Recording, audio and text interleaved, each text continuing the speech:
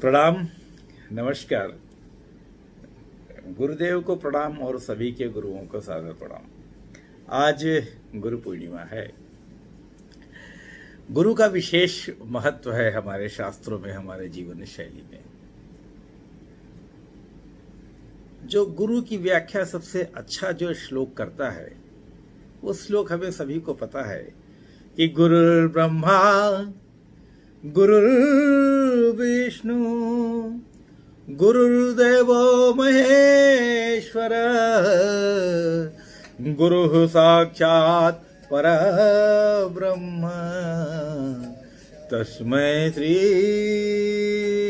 गुरुवे नमः। गुरु को ब्रह्मा, विष्णु, महेश और इन सबसे ऊपर कहीं स्थान दिया गया हमारे शास्त्रों में। और यदि ये देखा जाए कि गुरु और ईश्वर में एक दूसरे की तुलनात्मक रूप से देखा जाए तो बहुत बढ़िया दोहा है कि गुरु गोविंद दो खड़े काको लागू पाऊं बलिहारी गुरु आपनो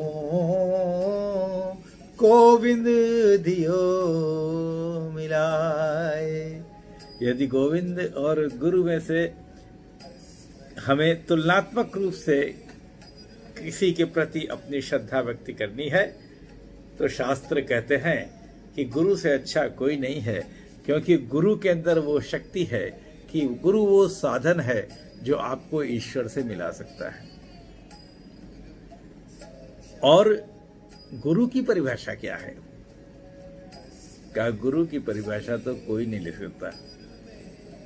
साहित्य से, सोच से, हमारे व्याकरण से, हमारी भाषाओं की परिधि से बड़ी कहीं गुरु का स्टेचर होता है, गुरु का अस्तित्व होता है। और गुरु के बारे में तमाम तरह की बातें लिखी गई। किसी ने कहा कि 5 गुरु होते हैं जीवन में। एक मत कहता है कि प्रथम गुरु हमारी माँ है, क्योंकि हम उसके गोद में पैदा होते हैं। उसके गोद में हम छोटी छोटी चीजें सीखते हैं, बैठना सीखते हैं, गोद में भोजन करना सीखते हैं। जब वहां से नीचे उतरते हैं तो हमें दूसरे गुरु के दर्शन होते हैं, वो धरती माँ है। माँ की गोद से हम धरती माँ की गोद में आते हैं, तो धरती माँ हमारी दूसरी गुरु है। जीवन आगे बढ़ता है तो पिता उंगली पकड़कर आपको चलना सिखाता है। आपका तीसरा गुरु आपका पिता होता है। जब आप उंगली चलना सीखकर स्कूल तक पहुंचते हैं, विद्यालय तक पहुंचते हैं, गुरुकुल तक पहुंचते हैं, तो जो अध्यापक होता है, जो अध्यापन का कार्य करता है, जो आपके अंदर ज्ञान देता है, बुद्धि देता है, जीवन का रहने का तरीका देता है, वो आपका चौथा गुरु है। वो है आपका अपना टीचर, आपका अपना गुरु, आपका अपना अध्यापक। और व्यावहारिक दृष्टिकोण से 5वां गुरु वो होता है जो आपको आध्यात्मिक जीवन सिखाता है, जो आपको सिखाता है कि मोह, माया, काम, क्रोध, मद, लोभ ये क्या है, जीवन क्या है, सत्य क्या है, मृत्यु क्या है। इसको जो सिखाता है वो हमारा 5वां गुरु होता है। तो गुरु की एक परिभाषा इस तरीके से दी गई। गुरु की दूसरी परिभाषा दी गई कि गुरु 5 प्रकार के होते हैं। पहला गुरु होता है कुल गुरु। हम सभी के कुल गुरु होंगे जो हमें मंत्र देते हैं। और शास्त्रीय दृष्टिकोण से देखा जाए कि जब हम मंत्र का पालन कर लेते हैं और मंत्र पाने के बाद हम हम ईश्वर को पाने के अधिकारी हो जाते हैं, वो हमारा कुल गुरु है। दूसरा गुरु हमारा समर्थ गुरु है। मंत्र पाने के बाद जो गुरु हमें समर्थ बनाता है कि हम आध्यात्म, हम ज्ञान, हम ईश्वर की खोज के लिए निकल सके, वो हमारा सामर्थ्य गुरु होता है। तीसरा गुरु हम चंदन गुरु कहते हैं। चंदन गुरु का क्या तात्पर्य हुआ? चंदन जब आप यहाँ पर लगाते हैं तो इसका बहुत महत्व होता है। आपके मन मस्तिष्क को ठीक करता है, आपके सोचने के तरीकों को सुधारता है। वो हमारे चंदन गुरु होते हैं। चौथे प्रकार के गुरु को पारस गुरु नाम दिया है। जो आपके अंदर जो जड़ता है उसको स्वर्ण में जो बदल सके, वो पारस गुरु है। और 5वां गुरु कहा गया सभी गुरुओं से ऊपर, वो सदगुरु है। सदगुरु जो आपको ईश्वर से मिलने में आपकी मदद करता है, वो सदगुरु है। गुरु की कई तरीके से परिभाषाएं दी गई हैं। हम गुरु की परिभाषाओं को परिभाषित करते जाएंगे तो सारा जीवन निकल जाएगा, परंतु गुरु को परिभाषित नहीं करेंगे। चंदन मसी कागज करो। तब भी गुरु को सारे चंदन के पेड़ों से यदि कलम बना दिया जाए और सारे समुद्र को यदि स्याही बना दिया जाए, तब भी जो है गुरु के महत्व को नहीं लिखा जा सकता। लेकिन कई ऐसे गुरु हुए जिन्होंने हमने जीवन में बहुत से उदाहरण दे रखे हैं। गोस्वामी तुलसीदास जी ने जो गुरु को परिभाषित करते हुए लिखा कि गुरु क्या है और गुरु मिलेगा कैसे, दो बड़े प्रश्न हैं।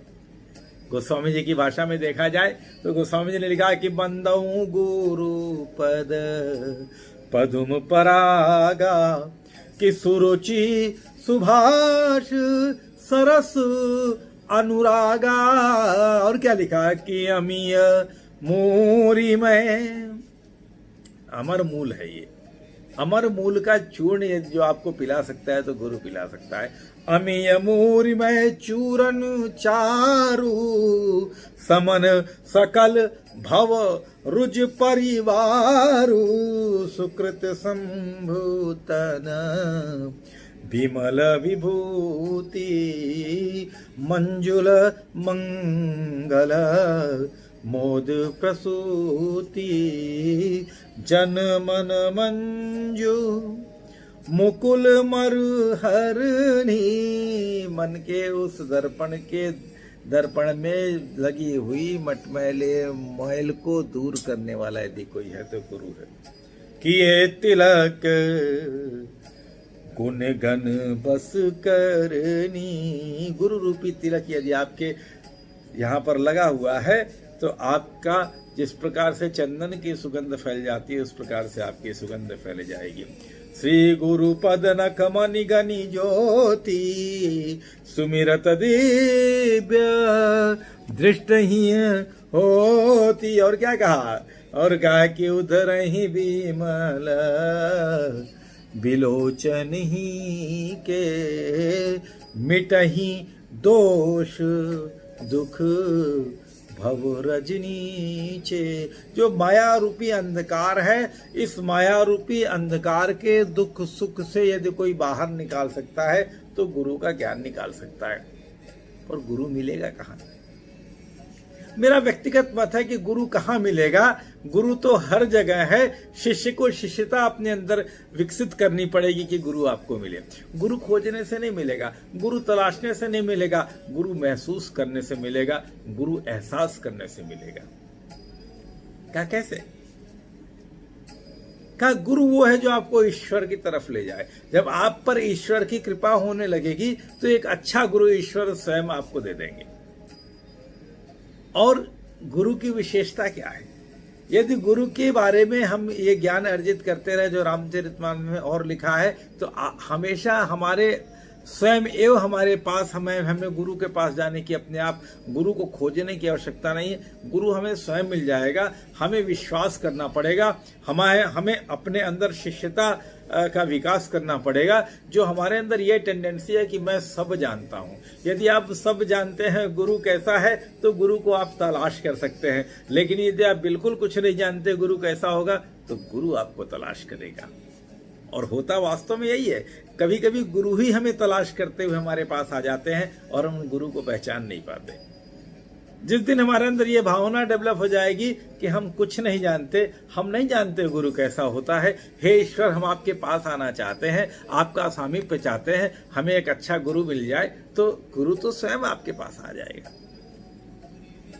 और कहा गुरु करते क्या है? गुरु का जीवन वो बड़ा महत्व। मैं दो दृष्टांत आपके सामने रखना चाहूंगा। एकलव्य गुरु द्रोणों को गुरु मानते थे, लेकिन गुरु द्रोण ने अपने ऊपर तमाम तरह के आक्षेप ले लिए, लेकिन अपने शिष्य अर्जुन को नीचे नहीं जाने दिया। यहां तक उन्होंने कर डाला कि एकलव्य का अंगूठा मांग लिया, कहीं ऐसा ना हो कि हमारा जो अर्जुन है, हमारा जो शिष्य है, जिस पर हमें इतना भरोसा है, वो कहीं हमारे किसी युद्ध में हार न जाए। गुरु स्वयं पर सारी चीजें ले लेते हैं। एक और दृष्टांत आता है, अर्जुन के गुरु थे।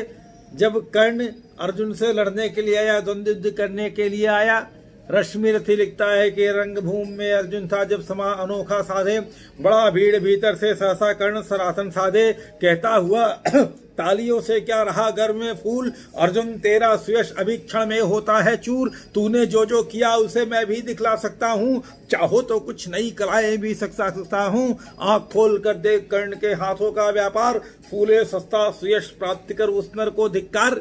तो गुरु ने क्या कहा?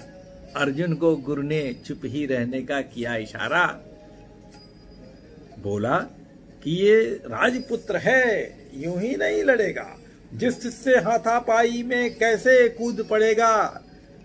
अर्जुन से लड़ना है तो मत कहो सभा में मौन, जाति पाति कुछ बतलाओ कि कहो जाते तुम कौन। गुरु की ये गुरु के गुण नहीं होते, लेकिन समय पड़ने पर गुरु अपने शिष्यों के प्रति इतने समर्पित होते हैं कि वो अपने ऊपर आक्षेप भी ले लेते हैं। गुरु हमें राह दिखाते हैं, गुरु हमारे मन के माया मोह को दूर करते हैं, गुरु हमें ईश्वर तक पहुंचाते हैं। और जैसा मैंने कहा, गुरु कई प्रकार के होते हैं। मेरी व्यक्तिगत सोच ये है, मेरी व्यक्तिगत धारणा ये है कि जो भी आपको जीवन में कुछ सिखाने योग्य है, जो भी आपको जीवन से कुछ बताने योग्य है, जिससे भी आपने जीवन में कुछ भी सीखा है, यदि उसको थोड़ा सा नमन होकर उसे आप अपना गुरु मान लेंगे तो हो सकता है बहुत कुछ सीखना मिल जाए।